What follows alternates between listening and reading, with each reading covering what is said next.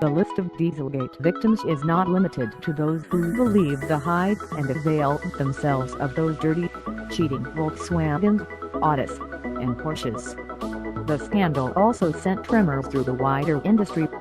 While some automakers have chosen to weather the storm and keep selling diesels in the United States, Jaguar Land Rover has launched its new generation Ingenium diesel engines, and Chevrolet sells the Cruze and Equinox diesels. Others have hit pause, and there's the strong sense that many automakers, the corporate finger is hanging over the stop button. That's certainly the case with Mercedes-Benz and its C-Class. Despite being one of the pioneers of diesel passenger cars in the States with an impressive percentage of its seemingly unkillable 300d, still chugging along for decades later, Mercedes has cold feet. The brand put a moratorium on U.S. sales of new diesels in May, and we don't sense any sign of it reversing that position. Which is a shame, as it denies some of the fine attentions that Mercedes currently produces, as confirmed by driving the 2018 version of the Euro-spec E220d and E220d. The E-Class fundamentals are the same on both sides of the Atlantic. German dentists appreciate the same sense of quality as Floridian ones do.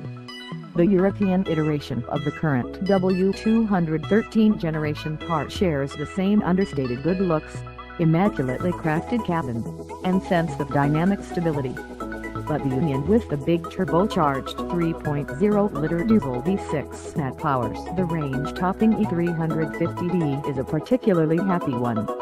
Part of the long-serving Audis 642 engine family, this V6 is a direct descendant of the engine that did duty in the previous generation E350 buildup sold here.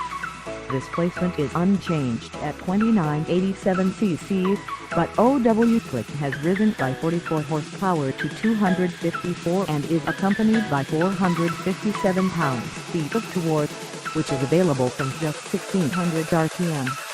The car we drove was rear-wheel drive, although all-wheel drive also is available. Both versions use the same 9-speed automatic transmission shared with the entire E-Class range. In our hearts, we know it's unlikely that Mercedes will bring any more diesels to the United States.